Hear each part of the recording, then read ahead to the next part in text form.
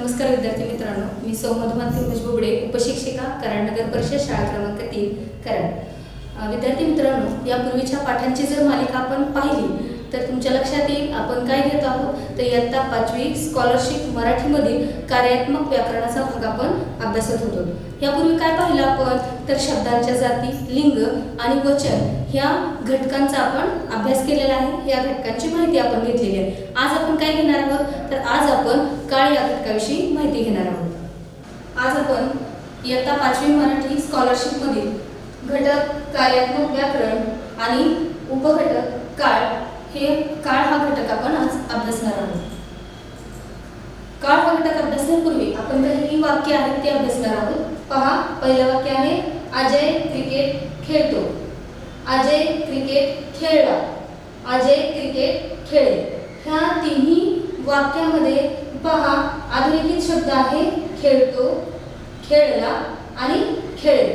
पहा, हे खेळतो, खेळला आणि खेळले ह्यावरून खेळण्याची क्रिया लक्षात येते, पण त्याचबरोबर आपण ह्यावर आधारित ह्या शब्दांवर आधारित काळ किंवा ही घटना केव्हा घडली याचाही बोध होणं आपल्याला गरजेचं आहे। पहा, पहिल्या वाक्यामध्ये खेळतो, खेळतो म्हणजे काय लक्षात येईल पहा तर खेळतो म्हणजे त्याची खेळण्याची क्रिया आता सुरू आहे।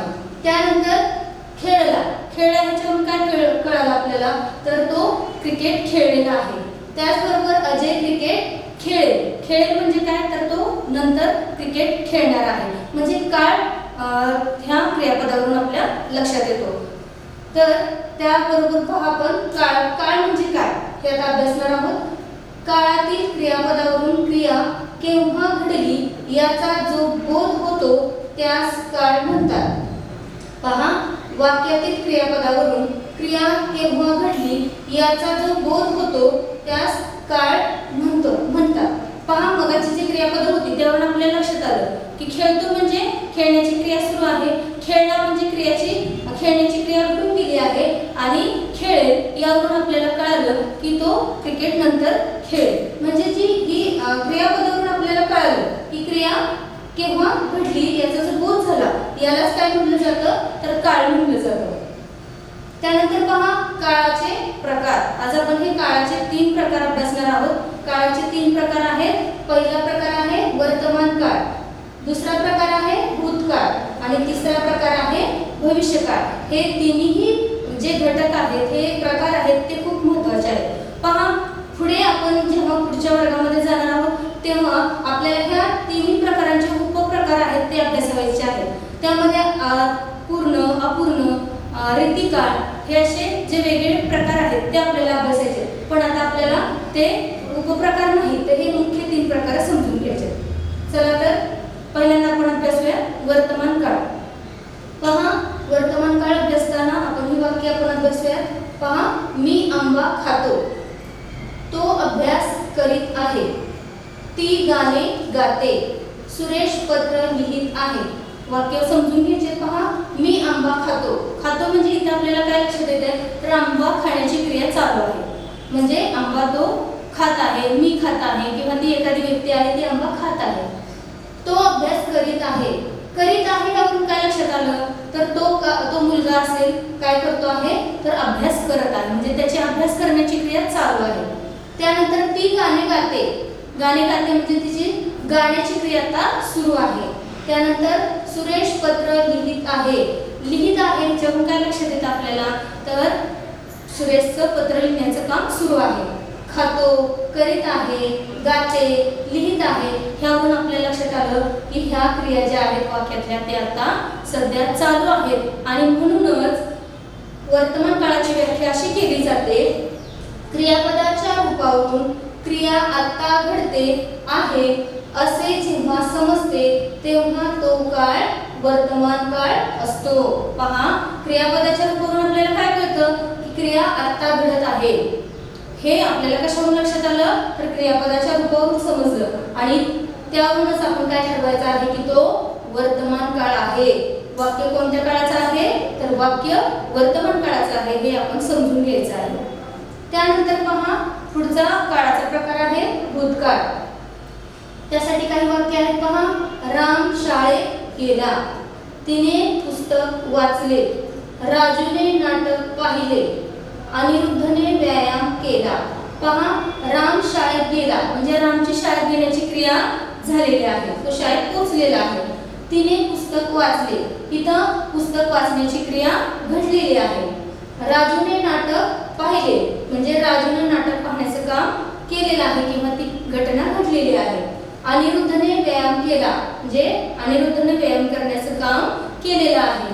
बघा, गेला, वाचले, पाहिले आणि केला, ह्यावरून काय लक्षात आलं तर राम शाळेत गेला म्हणजे जाण्याची क्रिया झाली, तिने पुस्तक वाचले म्हणजे वाचण्याची क्रिया झाली, राजूने नाटक पाहिले पाहण्याची क्रिया झाली आणि अनिरुद्धने व्यायाम केला म्हणजे इथं करण्याची क्रिया झाली.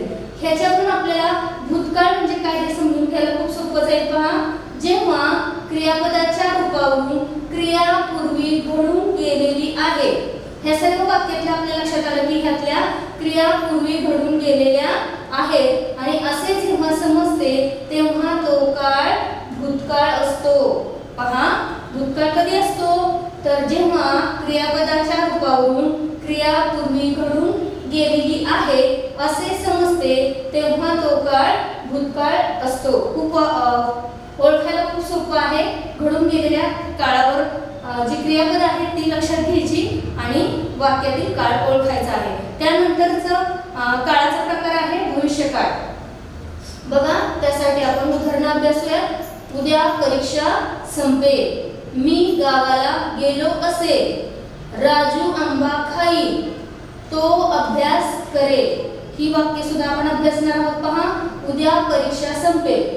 बघा, काल, आज, उद्या हे शब्दही आपल्या वापरामध्ये असतात. काल म्हणजे घडून गेलेली क्रिया लक्षात येते, आज म्हणजे आपल्याला चालू लक्षात येते आणि काल, आज आणि उद्या म्हटलं की आपण घडणारी क्रिया आहे म्हणजे घडलेली नाही हे लक्षात येतं. हे शब्द आपल्या वापरामध्ये असतात आणि त्यावरूनही आपण काळ ओळखू शकतो. बघा, उद्या परीक्षा संपेल म्हणजे परीक्षा संपली आहे का अजून नाही, तर ती कधी संपणार आहे उद्या म्हणजे अजून ही क्रिया घडली आहे का तर नाही. मी गावाला गेलो असेल, बघा अजून मी असेल ती व्यक्ती कोण असेल ती गावाला गेली आहे का तर नाही. गेलो असेल म्हणजे अजून तो जायचा आहे, तो गावाला गेलेला नाही. राजू आंबा खाईल, राजूने आंबा खाण्याची क्रिया पूर्ण केलेली आहे का नाही, अजून त्यानं तो आंबा खाल्लेला नाही, तो खाणार आहे. तो अभ्यास करेल म्हणजे अभ्यास पूर्ण आहे का नाही, तर तो अभ्यास करणार आहे म्हणजे अभ्यास करण्याची क्रिया झालेली नाही. मग काय लक्षात येते पहा तर भविष्यकाळ ह्या गोष्टीवरूनच लक्षात येतो की क्रियापदाच्या रूपावरून जेव्हा एखादी क्रिया ही पुढे घडणार आहे याची जाणीव होते तेव्हा तो काळ भविष्यकाळ असतो. पहा, हेच आपल्या ह्या वाक्यांमध्ये झालं की क्रिया ही पुढे घडणार आहे हे आपल्या लक्षात आलं. परीक्षा उद्या संपणार आहे, अजून संपलेली नाही. मी गावाला गेलो असेल, गावाला गेला असेल, अजून गावाला गेलेला नाही. राजू आंबा खाईल, खाणार आहे म्हणजे पुढे घडणार आहे आणि तो अभ्यास करेल, अभ्यास करायचा आहे, अजून केलेला नाही म्हणजे ही क्रिया काय झालेली आहे तर पुढे घडणार आहे. याची आपल्याला जाणीव ह्या वाक्यांमधून झाली आणि म्हणूनच ही चारही वाक्ये कोणती आहेत तर ती चारही वाक्ये भविष्यकाळाची आहेत हे आपल्याला समजतं. त्यानंतर पहा, आता क्रियापदाच्या तिन्ही काळातील एकवचनी व अनेकवचनी रूप वापरून जे आहे ते अभ्यासणार आहोत. त्यासाठी आपण हसणे हे क्रियापद घेतलेलं आहे. पहा, हसण्याऐवजी आपण दुसरी क्रियापद घ्यायची, रडणे असेल, पडला असेल, अशी विविध क्रियापद घ्यायची आहेत, सर्वनाम घ्यायची आहेत आणि तिन्ही काळामध्ये त्या रूपांचं ती रूप आपण बदलून तयार करायची आहेत आणि त्यामुळे होईल काय तर तुमचा जास्तीत जास्त सराव त्या काळांच्या बाबतीत होणार आहे. पहा, आता मी हे सर्वनामी एकवचनी रूप आहे. मी आता हसणे हे क्रियापद घेतलेलं आहे, तर हसणे मी हसतो म्हणजे माझ्या आता वर्तमान काळातील क्रिया माझी जी आहे ती कशावरून लक्षात येणार हसतो याच्यावर. मी हसतो, मी हसलो म्हणजे हसलो ही क्रिया घडून गेली म्हणजे भूतकाळी वाक्य होणार आहे. मी हसेल म्हणजे मी हसणार आहे, अजून हसलेलं नाही म्हणजे मी हसेल हे कुठल्या काळात आलं तर भविष्य काळामध्ये आलं. आम्ही, आता आम्ही हे अनेकवचनी सर्वनाम आहे. आम्ही हसतो हे वर्तमान काळी होईल, आम्ही हसलो हे भूतकाळी होईल आणि आम्ही हसू हे भविष्यकाळी वाक्य होईल. त्यानंतर पहा तू हे एकवचनी सर्वनाम घेऊन पहा कसं होतंय, तू हसतोस हे वर्तमानकाळी होईल, तू हसलास हे भूतकाळी होईल, तू हसशील हे भविष्यकाळी रूप होईल. त्यानंतर तुम्ही हे अनेकवचनी सर्वनाम आहे, त्यासाठी कसं होईल पहा, तुम्ही हसता हे वर्तमानकाळी होईल, तुम्ही हसतात हे भूतकाळी आणि तुम्ही हसाल हे भविष्यकाळी होईल. त्यानंतर तो हे सर्वनाम आपण पुल्लिंगी नामासाठी वापरतो. तिथं तो घ्या किंवा एखाद्या व्यक्तीचं नाव घेतलं तरी चालेल. पहा वाक्य कसं होईल, तो हसतो हे वर्तमानकाळी होईल, तो हसला हे भूतकाळी आणि तो हसेल हे भविष्यकाळी. किंवा महेशचं नाव घेतलं आपण, महेश हसतो, महेश हसला आणि महेश हसेल. हे वेगवेगळ्या प्रकारची वाक्य विविध काळांमधली होती. त्यानंतर ती हे एकवचनी सर्वनाम, त्यासाठी आपण अमृता हे नाव इथं घेतलेलं आहे. पहा अमृता हसते हे वर्तमानकाळी होईल, अमृता हसली हे भूतकाळी होईल आणि अमृता हसेल हे भविष्यकाळी होईल. या पद्धतीने वाक्य होत आहे आणि तुम्हाला काळाने ओळखायला येतं. पहा आता ती हे सर्वनाम एकवचनीसाठीही वापरलं जातं आणि अनेकवचनीसाठीही वापरलं जातं. पहा ती माणसे, आता ती घ्या किंवा माणसे घेऊयात आपण शब्द. माणसे हसतात हे वर्तमानकाळी होईल, माणसे हसली हे भूतकाळी होईल आणि माणसे हसतील हे भविष्यकाळी होईल. त्यानंतर पहा ते, मग मुलासाठी आपण ते सर्वनाम वापरतो. मूल हसते हे वर्तमानकाळी, मूल हसले हे भूतकाळी आणि मूल हसेल हे भविष्यकाळी होईल. त्यानंतर ते मुलगे, आता हे अनेकवचनीसाठी होते. पहा मुलगे हसतात हे वर्तमानकाळी, मुलगे हसले हे भूतकाळी आणि मुलगे हसतील हे भविष्यकाळी असं ह्या क्रियापदाचं रूप झालेलं आपल्याला दिसतं. त्यानंतर पहा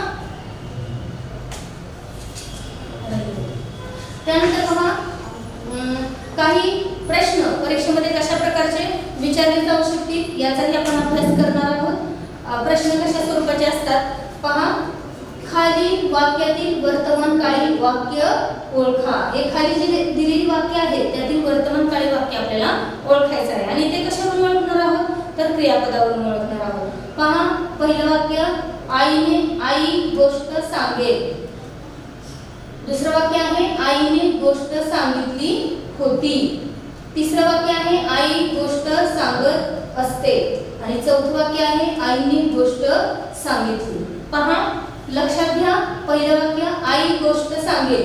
इथं आईने गोष्ट सांगितली आहे का, गोष्ट सांगण्याची क्रिया झालेली आहे का, नाही. म्हणजे हे वाक्य आहे कसलं, तर भविष्यकाळी वाक्य आहे. त्यानंतर दुसरं वाक्य पहा, आईने गोष्ट सांगितली होती. म्हणजे इथं गोष्ट सांगण्याची क्रिया पूर्वी घडून गेली. म्हणजे पूर्वी घडून गेलेली क्रिया असेल तर कोणता काळ असतो, तो भूतकाळ असतो. तिसरं वाक्य पहा, आई गोष्ट सांगत असते. इथं लक्षात घ्या, आई गोष्ट सांगत असते ही क्रिया जर नेहमी घडत असेल तर ही क्रिया वर्तमान काळामध्ये घडावी लागते. आणि म्हणून या वाक्यामध्ये विचारलेल्या प्रश्नामध्ये काय आहे, वर्तमान काळी. आपण हे वाक्य ओळखलेलंच आहे पण पुढचेही पर्याय आपण अभ्यासणार आहोत. पहा आईने गोष्ट सांगितली, इथेही पहा सांगितली म्हणजे गोष्ट सांगण्याची क्रिया झालेली आहे. हे वाक्य सुद्धा भूतकाळी येतं. म्हणून या वाक्यातील जी दिलेली वाक्य आहे त्यातलं वर्तमानकाळी वाक्य आपण कुठलं पाहिलं, आई गोष्ट सांगत असते. म्हणजे आईची गोष्ट सांगण्याची क्रिया चालू आहे किंवा आई वारंवार ती क्रिया करत असते. म्हणून हे वाक्य कशामध्ये येतं, वर्तमान काळामध्ये येतं. पुढचा प्रश्न अभ्यासूयात आपण.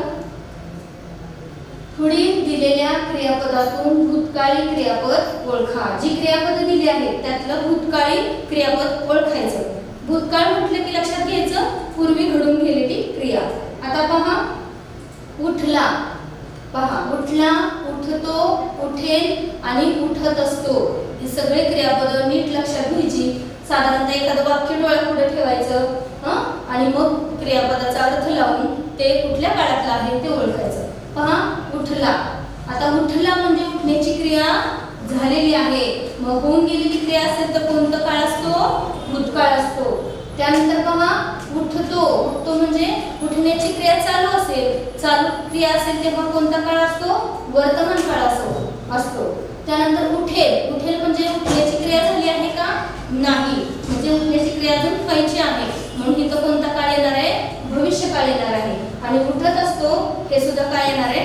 वर्तमान काळ येणार आहे. मग क्रियापद दिली आहे त्यातलं भूतकाळी क्रियापद आपल्या लक्षात आलं. पहिलंच आहे उठला, म्हणजे उठण्याची क्रिया झाली, घडून गेली म्हणून उठला हे क्रियापद भूतकाळी क्रियापद आहे, हे आपण ओळखलेलं आहे. पुढचा प्रश्न पहा. पुढील वाक्याचा काळ ओळखा. अगदी सोपं आहे, काहीच अवघड नाहीये. दिलेलं वाक्य आहे ते कोणत्या काळातलं आहे ते ओळखायचंय. मी ही स्पर्धा जिंकणारच. वाक्य काय आहे? मी ही स्पर्धा जिंकणारच. पर्याय दिले पहा. वर्तमान काळ, भूतकाळ, भविष्यकाळ यापैकी नाही किंवा पर्यायामध्ये साधा काळ असेही दिलं जाईल. पहा मी तुम्हाला पुन्हा सांगते की साधा काळ, अपूर्ण काळ, पूर्ण काळ आणि रीतिकाळ हे ह्या तिन्ही काळाचे उपप्रकार आहेत. ते तुम्हाला आता अभ्यासाला नाही म्हणून ते सांगत नाहीत. मात्र हे मुख्य काळाचं आपण लक्षामध्ये घ्यायचंय आणि दिलेल्या वाक्याचा काळ आपण ओळखायचा आहे. पहा मी ही स्पर्धा जिंकणारच. आता स्पर्धा जिंकणारच म्हणजे स्पर्धा अजून जिंकली आहे का? नाही, अजून ती घडायची आहे, क्रिया घडायची आहे. मग जर पुढे घडणारी जर क्रिया असेल तर त्यासाठी कोणता काळ आपण लक्षात घेतो? तर पुढे जी घडणारी क्रिया आहे ही ठरवणार असेल किंवा लक्षात आलं तर आपण लगेच ओळखायचा आहे तो कोणता काळ आहे? तो भविष्यकाळ आहे. अशा पद्धतीनं आपण हे प्रश्न अभ्यासलेले आहेत. विद्यार्थी मित्रांनो, आज आपण काळ हा घटक अभ्यासला. त्यामध्ये आपण सुरुवातीला काळ म्हणजे काय हे समजून घेतलं. त्यानंतर काळाचे 3 प्रकार जे आहेत मुख्य ते समजून घेतले. त्याचबरोबर तुम्हाला हसणे या क्रियापदावरून त्याचे अनेकवचनी जी सर्वनामं आहेत ती, त्याचबरोबर तिन्ही काळामध्ये त्याचं होणारं रूपांतर आपण अभ्यासलेलं आहे. अशा पद्धतीनं आणखी तुम्ही क्रियापद घ्या, त्यांचा आणखीन त्या पद्धतीनं सराव करा. त्याचबरोबर वेगवेगळी वाक्य घ्या, त्यामधील असणारा काळ शोधण्याचा प्रयत्न करा आणि जे आपण सर्वात शेवटी जे प्रश्न घेतले तशा प्रकारचे वेगवेगळे प्रश्न अधिकाधिक तुम्ही त्यांचा सराव करा. म्हणजे काळ हा घटक तुम्हाला अजिबातच अवघड जाणार नाही. मला खात्री आहे की हा घटक तुम्हाला नक्कीच समजला असेल. अशा पद्धतीने आपण आणखीन घटकांची माहिती आपण पुढील पाठामध्ये अभ्यासणार आहोत. धन्यवाद.